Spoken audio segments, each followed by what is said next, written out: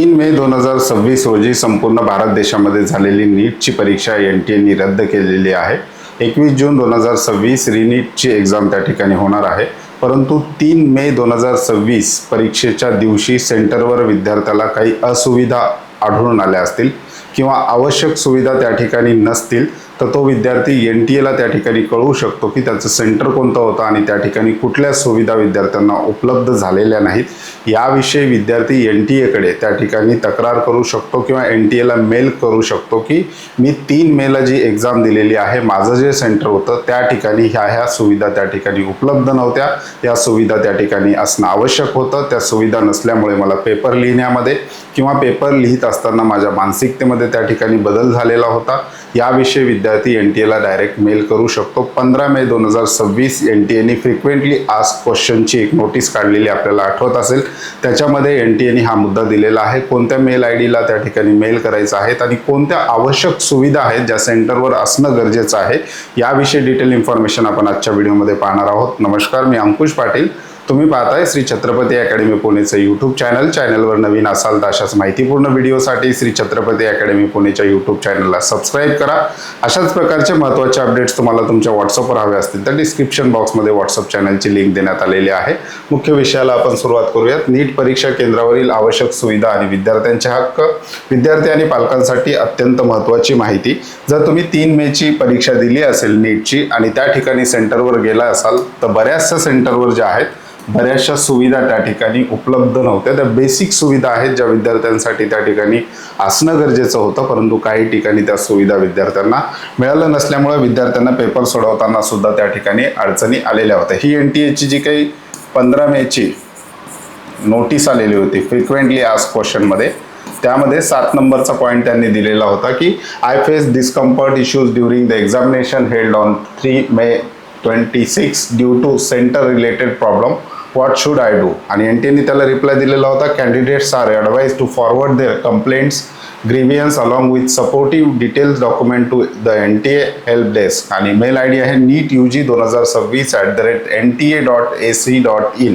या मेल IDवर विद्यार्थी सेंटरवर कोणत्या सुविधा असायला पाहिजेत हे सुद्धा सांगू शकतो. त्याचबरोबर 3 मेला जो पेपर दिलेला आहे त्या ठिकाणी त्यांना जे सेंटर मिळालेलं होतं त्या सेंटरवर कोणकोणत्या सुविधा नव्हत्या आणि कशा प्रकारे त्या सुविधा नसल्यामुळे डिस्कम्फर्ट विद्यार्थ्याला पेपर सोडवताना झालेलं होतं हे सुद्धा विद्यार्थी किंवा पालक या ठिकाणी सांगू शकतो. सेंटरवर बेसिक कोणकोणत्या सुविधा असणं गरजेचं आहे ज्यामुळे परीक्षा केंद्रावरील ऐनवेळी होणारी धांदल आणि विद्यार्थ्यांमधलं पॅनिक टाळलं जाऊ शकतं. याविषयी आपण डिटेल पाहूयात. बेसिक सुविधा काही आहेत त्या असणं सेंटरवर अतिशय आवश्यक आहे. प्रत्येक सेंटरवर परीक्षा हॉलमधील अंतर्गत व्यवस्था, सपाट डेस्क, फ्लॅट डेस्क असणं गरजेचं आहे. जे बेंच असतात ते फ्लॅट सपाट असणं गरजेचं आहे, कारण NTA नीटचा पेपर देणाऱ्या विद्यार्थ्यांना त्या ठिकाणी पॅड किंवा कुठलाही कागद बाहेरून मध्ये अलाउड करत नाही. त्यामुळं जो काही OMR सीट सोडवायची त्या डेस्कवर विद्यार्थ्यांना सोडवायची आहे तो डेस्क सपाट असणं गरजेचं आहे. डेस्क पूर्णपणे सपाट आणि सुस्थितीत असावेत. याचं का महत्त्वाचं आहे, OMR सीट फाटू नये आणि गोल नीट करता यावेत, कारण OMR सीट जी आहे ती पुन्हा सॉफ्टवेअरनी चेक केली जाणार आहे. त्याच्यामुळे विद्यार्थ्यांचे बबल जे आहेत ते व्यवस्थित व्हावेत यासाठी सेंटरवर सपाट डेस्क असणं गरजेचं आहे. दुसरी महत्त्वाचं, भिंतीवरील घड्याळ. विद्यार्थ्यांना मध्ये वॉच घेऊन जायला अलाउड नाहीये. त्यामुळे विद्यार्थ्यांना टाइम मॅनेजमेंट करण्यासाठी सेंटरवर किमान प्रत्येक हॉलमध्ये घड्याळ असणं ही एक बेसिक नीड विद्यार्थ्यांची त्या ठिकाणी असणार आहे. प्रत्येक वर्गात चालू अवस्थेतील घड्याळ अनिवार्य करावे. विद्यार्थ्यांच्या वेळेच्या अचूक नियोजनासाठी वॉच जे आहे किंवा घड्याळ जे आहे NTAने प्रत्येक हॉलमध्ये अनिवार्य त्या ठिकाणी करावे. तशा प्रकारच्या सूचना जिल्हा प्रशासनाला त्या ठिकाणी त्यांनी द्यायला पाहिजेत. त्याच्यानंतर पुरेसे अंतर, 2 विद्यार्थ्यांमध्ये पुरेशी मोकळी जागा असावी. शांतता राखण्यासाठी आणि गैरप्रकार टाळण्यासाठी 2 विद्यार्थ्यांमध्ये पुरेसा अंतर, विद्यार्थ्यांना पुरेसा स्पेस जो आहे त्या ठिकाणी मिळाला पाहिजे. अशा प्रकारच्या बेसिक सुविधा सेंटरवर त्या ठिकाणी असणं आवश्यक आहे. या व्यतिरिक्त तुमचे काही कमेंट्स असतील की तुम्हाला जे काही डिस्कम्फर्ट फील झाला असेल किंवा एक्झाम सेंटरवर आणखी काही सुविधा असायला हव्यात असं तुम्हाला वाटत असेल तर कमेंट बॉक्समध्ये सुद्धा तुम्ही त्या ठिकाणी सांगू शकता. किंवा तुम्ही आपला कट ऑफ मंत्र हे ऑनलाईन ॲप आहे, याच्यामध्ये चॅट बॉक्समध्ये इथे चॅट दिलेला आहे, इथे सुद्धा तुम्ही सांगू शकता की 3 मेच्या दिवशी तुम्हाला कोणकोणते डिस्कम्फर्ट त्या ठिकाणी फील झाले, जे सेंटरशी रिलेटेड होते ते सगळे एकत्रित मुद्दे करून आपण NTA त्या ठिकाणी मेल करू शकतो आमच्या वतीनं. त्याच्यानंतर कॉलेजचे कट ऑफ सुद्धा आहे, त्याच्यात फ्री बुकलेट सुद्धा आहे, टेस्ट सिरीज सुद्धा आपण वेगवेगळ्या कोचिंग क्लासेसच्या विद्यार्थ्यांना याच्यामध्ये उपलब्ध करून दिलेल्या आहेत. ॲप डाउनलोड केलं नसेल तर ॲपची लिंक डिस्क्रिप्शन बॉक्समध्ये दिलेलं आहे. परीक्षा हॉलमध्ये इतर व्यवस्था काय काय, हवा आणि प्रकाश, मे महिन्यातील कडक उन्हाळ्यामध्ये वर्गात पंखे आणि खेळती हवा असणं त्या ठिकाणी बंधनकारक होतं 3 मेच्या एक्झामच्या दिवशी. परंतु बरेचसे असे सेंटर होते, बरेचसे असे हॉल होते त्या ठिकाणी पंखा सुद्धा विद्यार्थ्यांना व्यवस्थित सुस्थितीत असलेला मिळालेला नव्हता, त्यामुळे सुद्धा विद्यार्थी डिस्कम्फर्ट झालेले होते. आता येऊ घातलेल्या परीक्षेसाठी सुद्धा पंखे किंवा त्या हॉलमध्ये खेळती हवा असणं गरजेचं आहे. त्याच्यानंतर ब्लॅकबोर्डचा वापर, बऱ्याचदा काय होतं, इन्व्हिजिलेटर जे असतात, पर्यवेक्षक जे असतात, सूचना ह्या तोंडी त्या ठिकाणी विद्यार्थ्यांना देतात आणि वेळोवेळी सूचना देतात. त्यामुळे विद्यार्थ्यांचा जो काही पेपर सोडवण्याचा फ्लो आहे तो मध्येच डिस्टर्ब होतो. त्याच्यामुळे ज्या काही सूचना असतील तर त्या हॉलमध्ये ब्लॅकबोर्ड असेल त्या ब्लॅकबोर्डवर एकदाच लिहून ठेवून विद्यार्थ्यांना ते वाचण्यासाठी उपलब्ध करून द्याव्यात. त्याच्यानंतर CCTV जॅमर्स हे तर लावण्यात येणार असल्याचं NTA सांगितलेलं आहे. बेल बझर सिस्टीम बऱ्याच ठिकाणी अवेलेबल नसते. पेपरची वेळ, सुरुवात, मध्यंतर आणि शेवट दर्शवण्यासाठी अचूक बेल सिस्टीम कार्यरत असावी. जेवढे काही सेंटर सिटीमध्ये असतील त्या ठिकाणी बेल बझरची बऱ्यापैकी व्यवस्था असते, परंतु ग्रामीण भागामध्ये एखाद्या तालुका प्लेसला किंवा एखाद्या गाव लेवलला एखाद्या विद्यार्थ्याचं सेंटर आलं तर त्या ठिकाणी विद्यार्थ्यांना अनेक अडचणी येतात. त्याच्यामध्ये बेल बझर सिस्टीम ही सुद्धा एक महत्त्वाची गोष्ट आहे. पर्यवेक्षकांची भूमिका आणि शिस्त, अनावश्यक व्यत्यय नको, इन्व्हिजिलेटरला सुद्धा तशा प्रकारच्या सूचना द्याव्यात. यासाठी NTA 15 मिनिटं वाढवून सुद्धा दिलेल्या आहेत की सूचनांसाठी, त्याचबरोबर तुमचे अटेंडन्स सीट भरण्यासाठी, या सगळ्या गोष्टीसाठी 15 मिनिटं एक्झामला, पुढची जी काही एक्झाम होणार आहे त्याच्यामध्ये विद्यार्थ्यांना वाढवून सुद्धा मिळालेले आहेत. त्याच्यानंतर हजेरीचे योग्य नियोजन, सह्या घेणे आणि अंगठ्याचा ठसा घेताना विद्यार्थ्यांचा फ्लो मोडू नये, हे काम शांततेत व्हावे.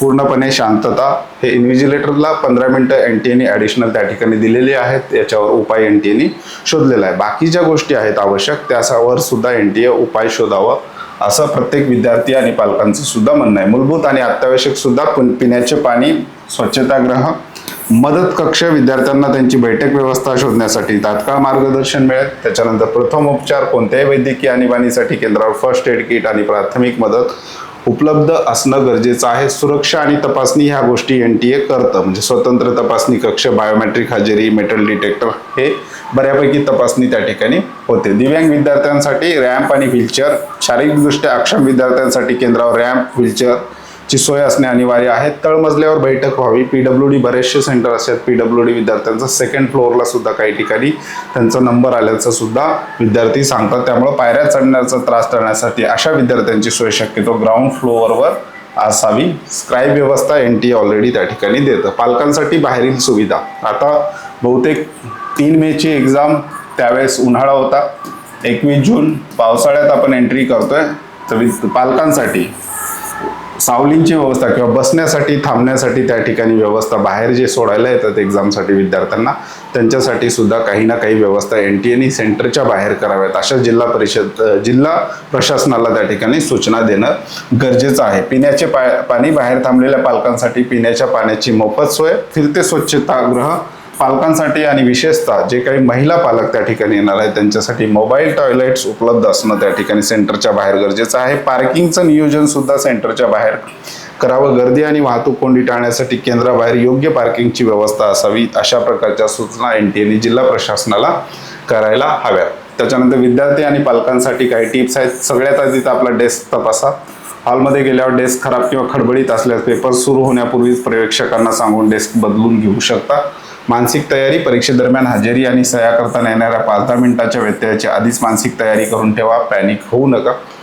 पालकांसाठी प्रत्येक केंद्रावर सावली असेलच असे नाही, त्यामुळे स्वतःसोबत पाण्याची बॉटली, छत्री, पाऊस जर असेल तर छत्री आणि आवश्यक औषधे असतील तुमचे काही तर ते सोबत ठेवा. बाकी ज्या विद्यार्थ्यांना 3 मेच्या एक्झामच्या दिवशी काही अडचणी आल्या असतील तर NTAचा हा मेल ID आहे, याच्यावर आपण थोडंसं दुर्लक्ष केलेलं होतं की हा जो काही मागच्या सेंटरच्या ज्या काही तक्रारी आहेत किंवा त्याविषयी काही सुधारणा तुम्हाला सुचवायच्या असतील तर विद्यार्थी किंवा पालक तसं करू शकतो. NTAUG2026@nta.ac.in या मेल आय डीवर विद्यार्थी त्या ठिकाणी आपल्या तक्रारी असतील किंवा तक्रार नसेल तरी काही सुविधा असणं गरजेचं असेल असं वाटत असेल विद्यार्थी तर NTA त्या ठिकाणी कळू शकतो. NTA याची कितपत दखल घेईल हे आपल्याला येणाऱ्या काळामध्येच कळेल, परंतु त्यांनी तशी सुविधा दिली असली तर आपण ती वापरायला नक्कीच हरकत नाही. तुम्हाला काही असुविधा वाटत असतील किंवा केंद्रामध्ये काही बदल असणं गरजेचं आहे असं वाटत असेल तर कमेंट बॉक्समध्ये तो सुद्धा तुम्ही त्या ठिकाणी सांगू शकता. कमेंट बॉक्समध्ये आलेल्या सगळ्या सूचना एकत्रित करून आम्ही आमच्या वतीने NTA ला तशा प्रकारचा मेल करून त्या ठिकाणी काही करता येईल का यासाठी सुद्धा प्रयत्न करणार आहोत. चॅनलवर नवीन असाल चॅनलला सबस्क्राईब करा. त्याचबरोबर आमच्या यूट्यूब चॅनलचे नवनवीन अपडेट्स एकत्रित पाहण्यासाठी किंवा एकाच ठिकाणी मिळवण्यासाठी व्हॉट्सअप ग्रुपची लिंक डिस्क्रिप्शन बॉक्समध्ये दिलेली आहे. तुर्तास आजच्या व्हिडिओमध्ये आपण इथेच थांबतोय. पुन्हा भेटूयात आणखी एका नव्या आणि माहितीपूर्ण व्हिडिओमध्ये. धन्यवाद.